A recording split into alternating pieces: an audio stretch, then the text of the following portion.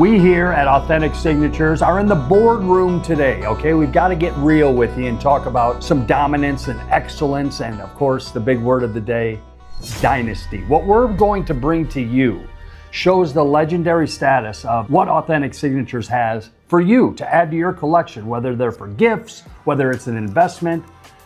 This place is a great place to work for me because I get to relive so much of my youth.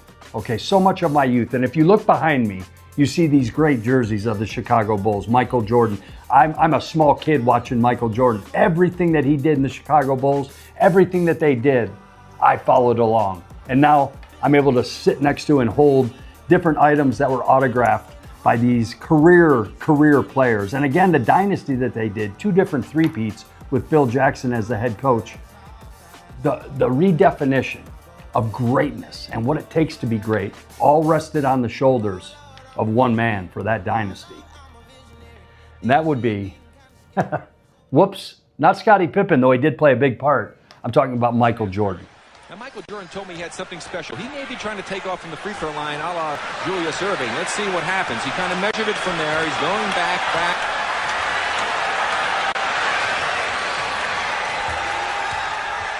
Nobody like Michael Jordan. There's so many few rare athletes in the world, whether you play soccer, baseball, basketball, football, it doesn't matter, that redefine the sport.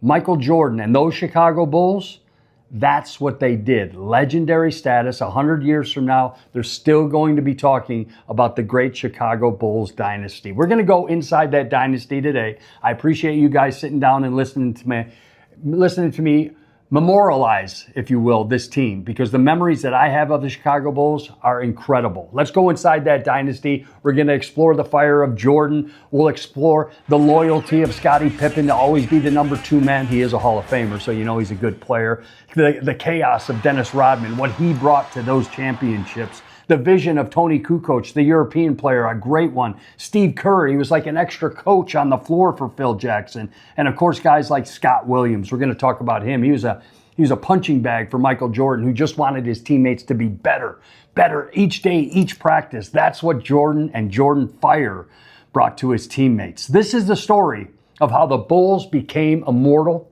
and why the greatness in the end is always, and I mean always with the great players, still is a team effort. Well, let's talk about the origins of a legend. And then we have to start, of course, with the great Michael Jordan. That was the straw that stirred the drink of this dynasty. His story begins in Brooklyn, New York, believe it or not, but it truly starts in Wilmington, North Carolina, as a young kid who once got cut from his high school basketball team. That's correct. You heard me correct. Michael Jordan was cut from his high school basketball team. He wasn't good enough at the time. He just wasn't good enough. But that rejection that he tasted, it became fuel. Every missed shot that he had, every failure, every no became a reason to work harder and get better. At the University of North Carolina, under Coach Dean Smith, one of the greatest of all time, Jordan learned discipline and the value of patience in this great game of basketball. In 1982, he hit the game winner in the NCAA championship game.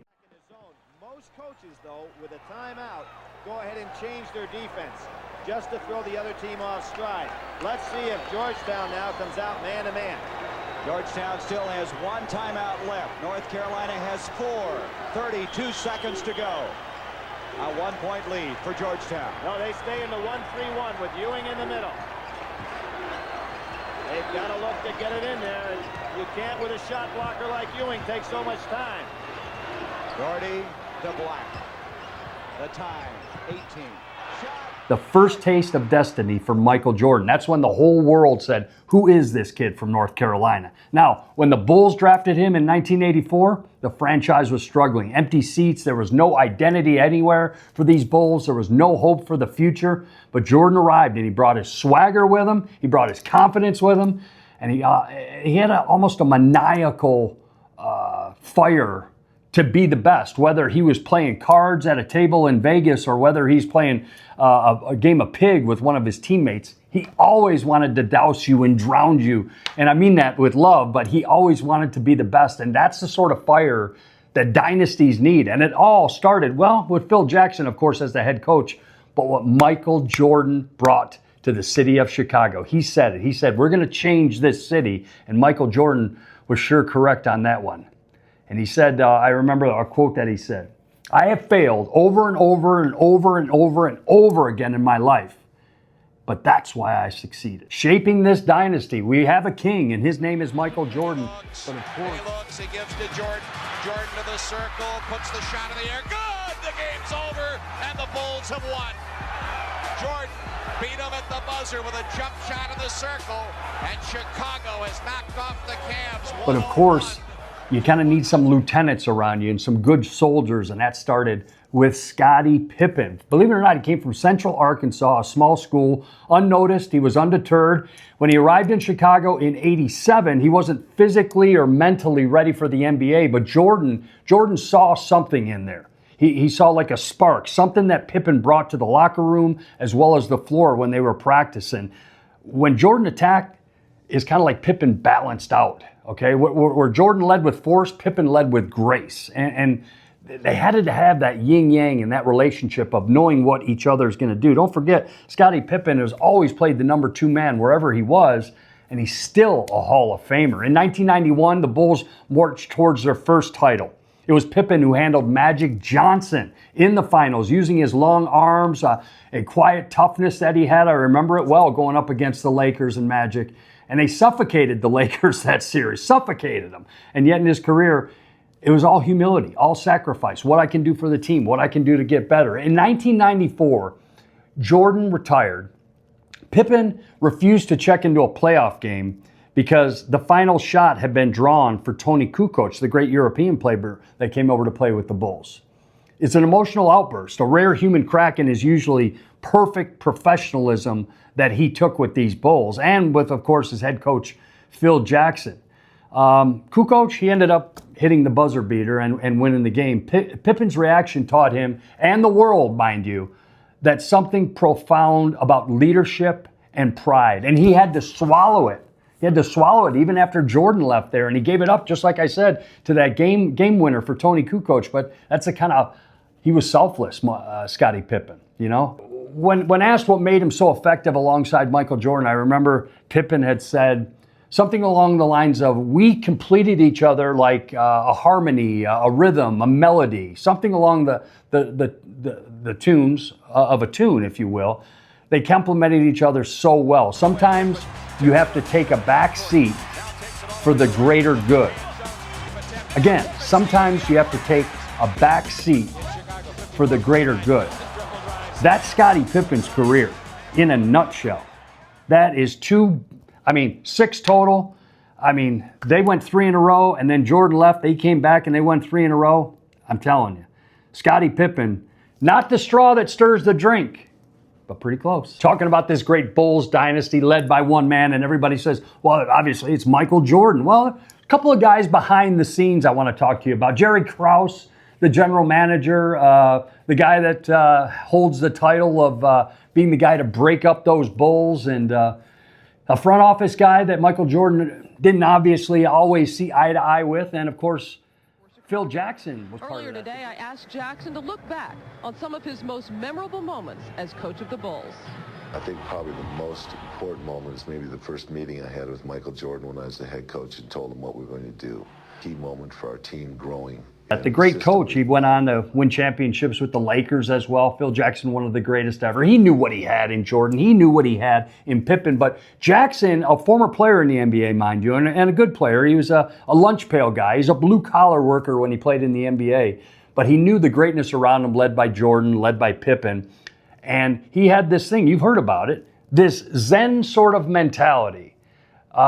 He wasn't a typical coach. He wasn't that. He wanted you to get in touch with your feelings. He wanted you to get in touch with the inner person that you had, the quiet person he used to talk about, the quiet person inside of you that is time to speak up and let everybody see what you can do with your skills on the basketball court. It didn't matter if it was Jordan or the last guy on the bench.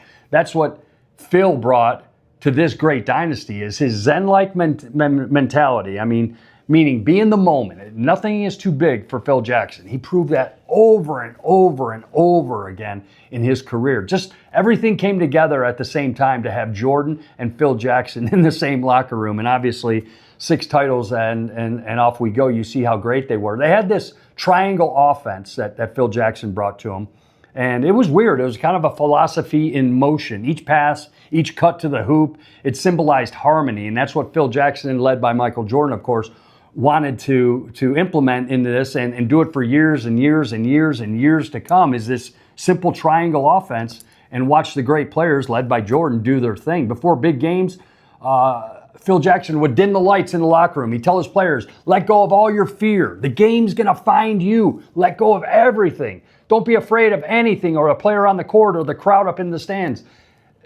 Your inner voice is going to be heard. And he preached that. At first, Jordan, I remember reading about this, he thought it was kind of nonsense and said, this is pretty good, actually. They started winning, and they started winning with a clip that is like unheard of. And he said, yeah, there's more to the game than just, scoring and shooting. There's the mental aspect. And that's what Phil Jackson brought into his team. The Zen-like atmosphere, the Zen master, they called him. And, just a great mix. You talk about, worlds colliding at the right time. Phil Jackson meeting up with Michael Jordan and vice versa to create that dynasty.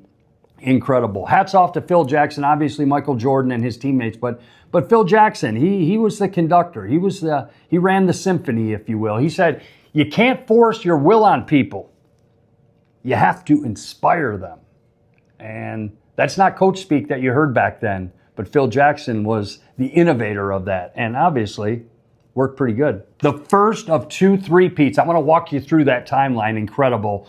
The Bulls faced the Lakers in 1991. Magic Johnson versus Michael Jordan, the 2 biggest players in the game, squaring off, going head-to-head. The old guard versus the new, and Jordan wins. That torch, I'm sorry, Magic Johnson, but it was passed. We move on to 1992. Portland, Clyde Drexler, Hall of Fame player, compared to Jordan. Jordan compared to Drexler the way that they played the game.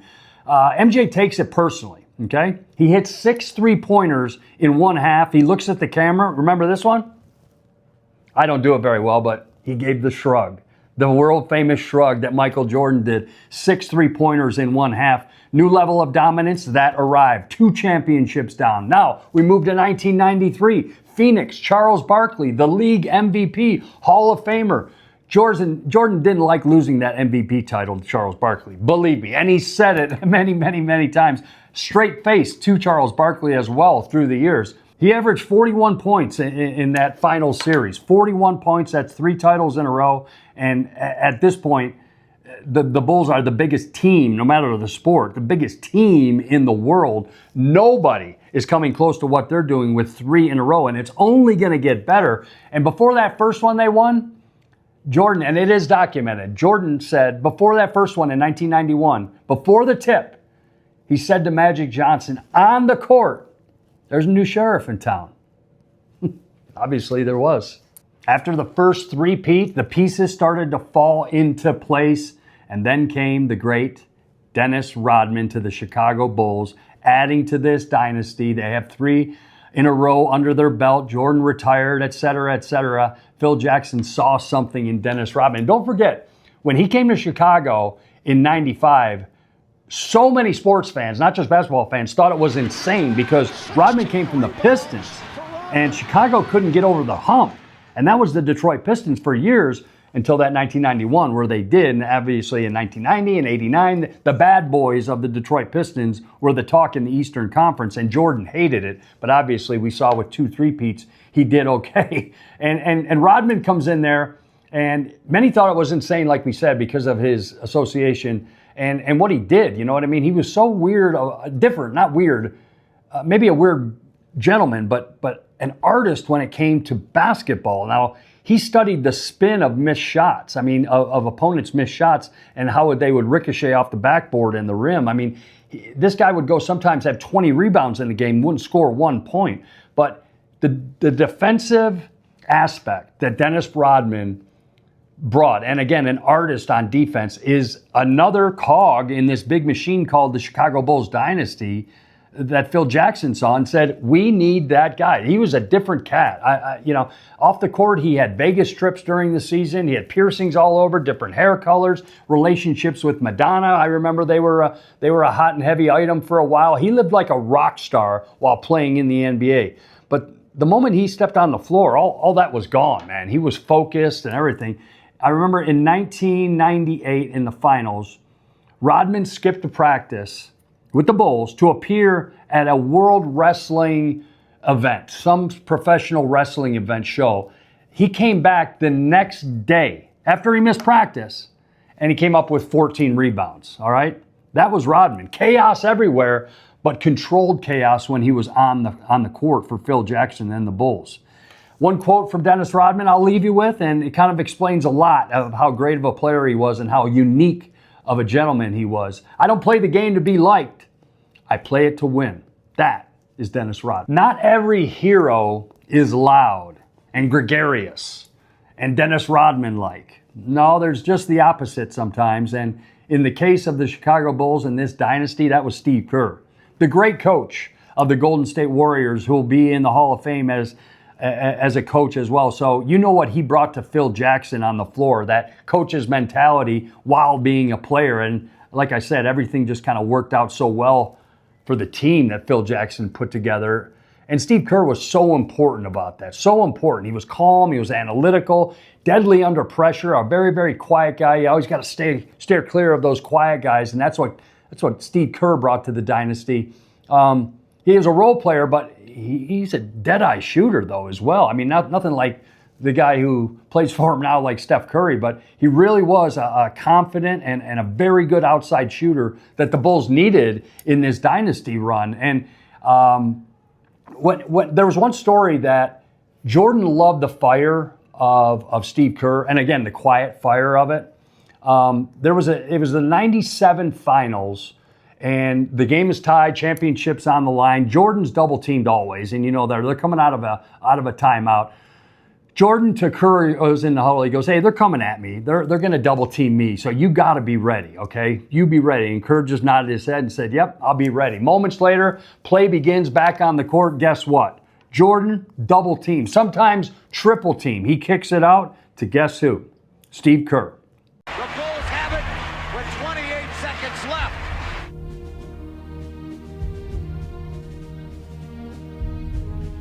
In the final seconds, with the score tied and the game on the line, this classic series would hinge on one dramatic play.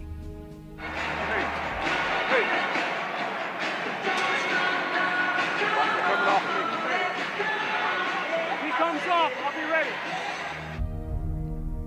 Crowd on their feet here at the United Center. It'll be a scoop if anybody but Michael Jordan takes this shot. It is Michael Jordan time. Scottie Pippen looking for Michael Jordan. Michael, 6 seconds, 5. Michael in traffic to Kerr, 15-footer.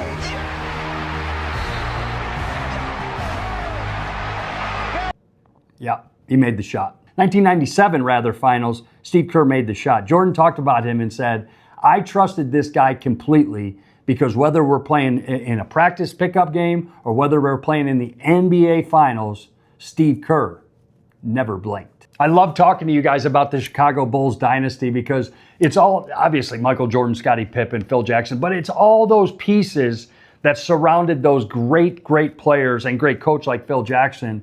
And one of those guys that I want to bring up is Toni Kukoc. And you remember, listen, you know Luka Doncic right now and the way that he plays, a European player and a great one, don't get me wrong, but Kukoc was him before, Luka Doncic. He really was. He was an incredible player. Jordan and Pippen kind of scratched their head a little bit, didn't know much about this guy because he was playing out of Europe and GM Jerry Krause found him there. So again, they're scratching their head a little bit. Who is this guy? What does he bring to our offense? Hey, Phil, how does he complete the triangle offense, et cetera, et cetera? You know, Toni Kukoc didn't say much, but he let his game speak for him, and that included in practice. And more importantly, how do you fit in as a new guy in this dynasty? On one side, Michael Jordan. On one side, Scottie Pippen. you're listening to your coach, Phil Jackson, who would already be in the Hall of Fame by that time. He's so good. I'm just saying he made the triangle offense complete, and Phil Jackson knew it. And Jerry Krause, to his credit, knew it as the general manager. Not a fan favorite, but Jerry Krause, to his credit, said, if we get this guy in here, boy, oh boy, he's going to roll. And he absolutely did that. In 1994, Pippen, we talked about it earlier, Pippen refused to enter that game, the game. Phil Jackson was drawing up the play for Tony Kukoc. Pippen didn't enter the game. Sat on the bench. Guess what? Tony Kukoc made the shot and gained the respect of Scottie Pippen, who was having a little bit of a hissy fit on the sidelines, but he saw what the kid could do. He saw that the kid made the shot. He put it behind him, and off they go. Tony Kukoc said this of his run with the Bulls. I never needed to be the star, but I always wanted to make the stars around me shine bright. Okay, a name from the Chicago Bulls dynasty. Of course, you heard a lot about it they had a great series called The Last Dance that highlighted the Bulls in this dynasty. There was a gentleman there that took a lot of guff from Michael Jordan and others. He was a punching bag of sorts, and his name was Scott Williams. He joined the Bulls as an undrafted free agent in 1990. No one expected him to last in the league, let alone in Chicago with the dominant Bulls.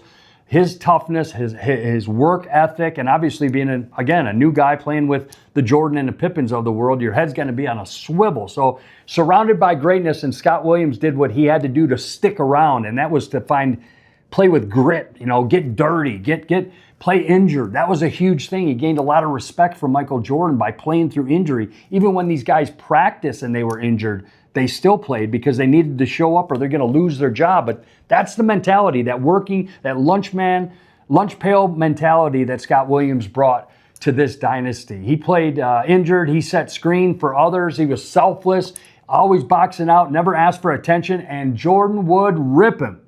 I mean, in practice, on the bus, to the games, he'd always rip them, but he was always making them better. And Jordan said, after they won their first title in 1991, he says to Scottie Williams, this is what champions do.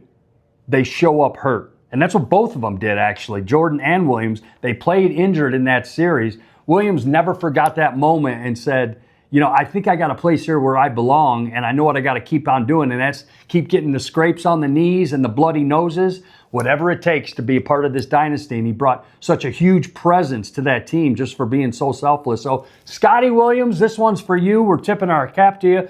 A great player on a great dynasty. Every player matters, Scott Williams said. Every player matters.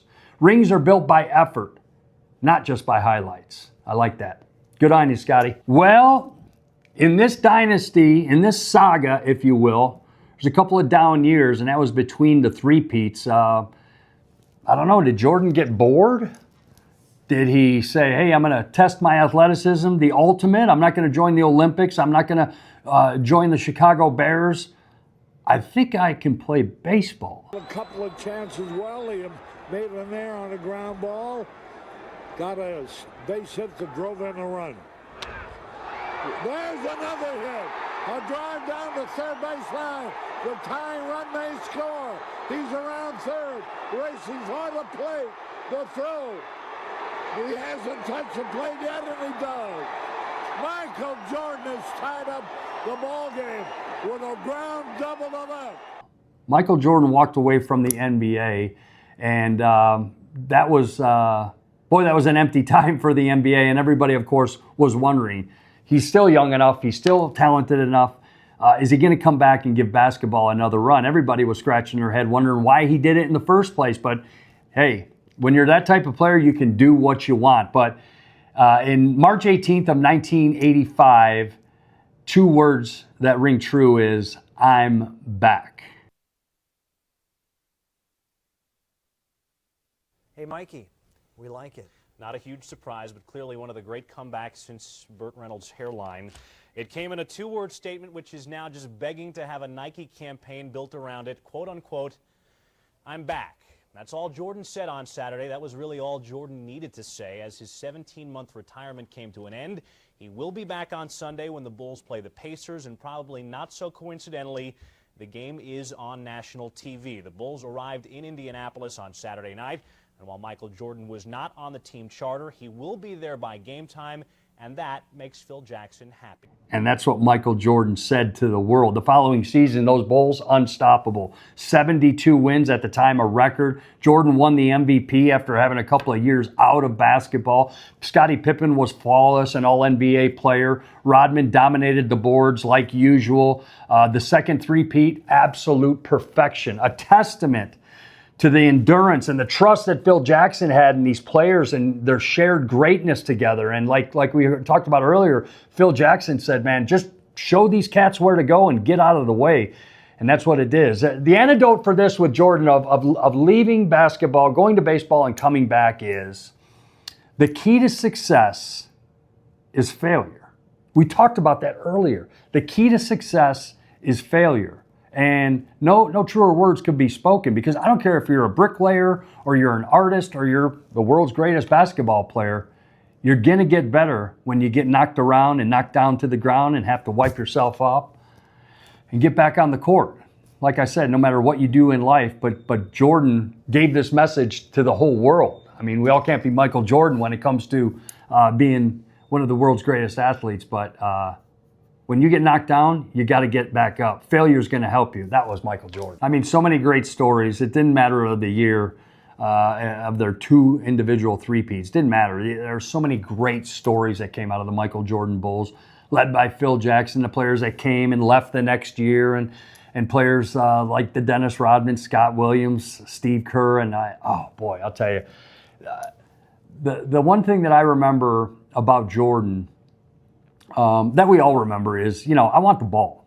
I want the ball. I mean, I want the ball in my hands at the end of the game. Phil Jackson's not going to, draw up a play that doesn't have Michael Jordan taking the last shot. That's just how talented of a player that he was. But if we go back to 98, Game 6 of the finals against the Jazz, Karl Malone, the all-world NBA center, 18 seconds are left, all right? Jordan steals the ball from Karl Malone, dribbles up the court, does a crossover, pulls up like it's, as fluid and poetic as Jordan always did it. He goes over one of the best defenders in the NBA at the time in Byron Russell. Nothing but net. From Game 7 or from championship number 6. Jordan open. Chicago with the lead.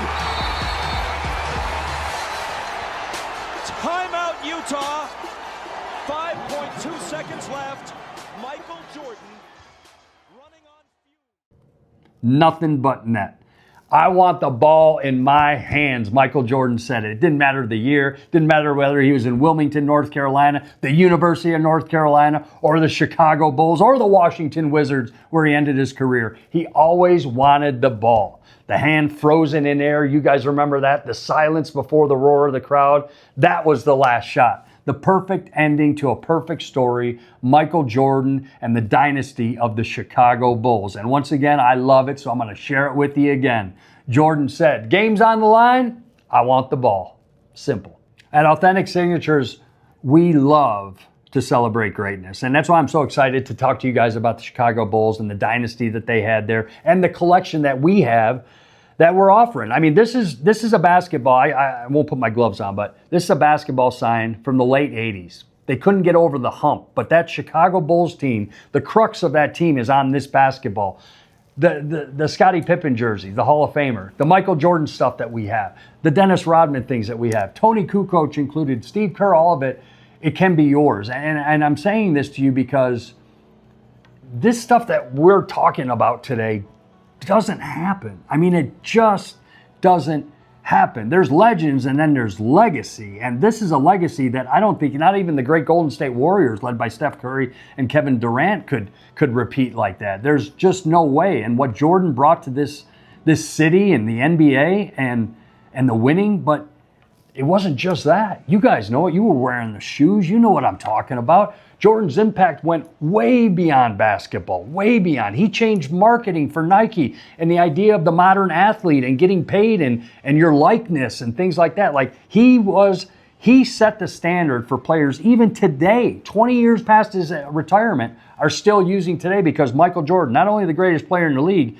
but the greatest marketing mind in the league with Phil Knight over at Nike. And obviously you know about their partnership and Michael Jordan is a billionaire several times over now of having that relationship with Nike. But like I said, he changed marketing for all athletes, not just the NBA, all athletes. There's kids in France and China and Brazil. They all wore number 23 because of Jordan.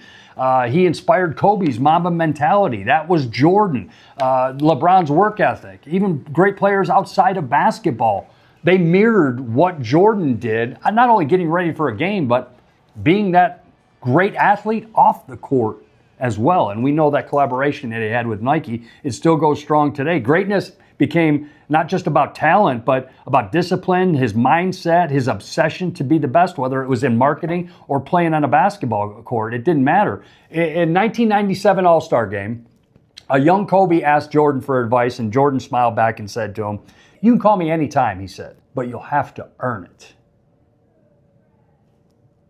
Wonder what Kobe was thinking about that, but you'll have to earn it.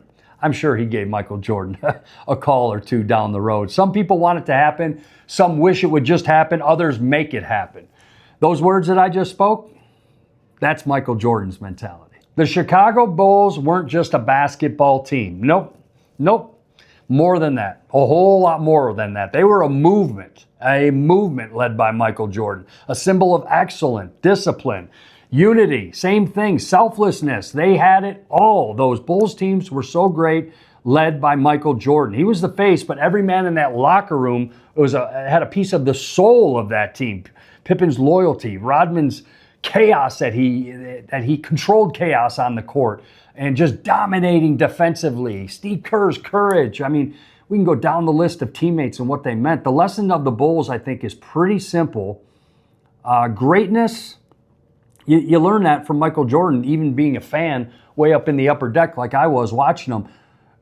Greatness isn't given. It's built brick by brick through trust, sacrifice, and fire. And I love the quote I'm going to end with, guys. We've got a great collection of this Chicago Bulls dynasty stuff. You got to check us out at AuthenticSignatures.com. But a great quote I want to end with Michael Jordan. If you quit once, it becomes a habit. Never quit. Never quit.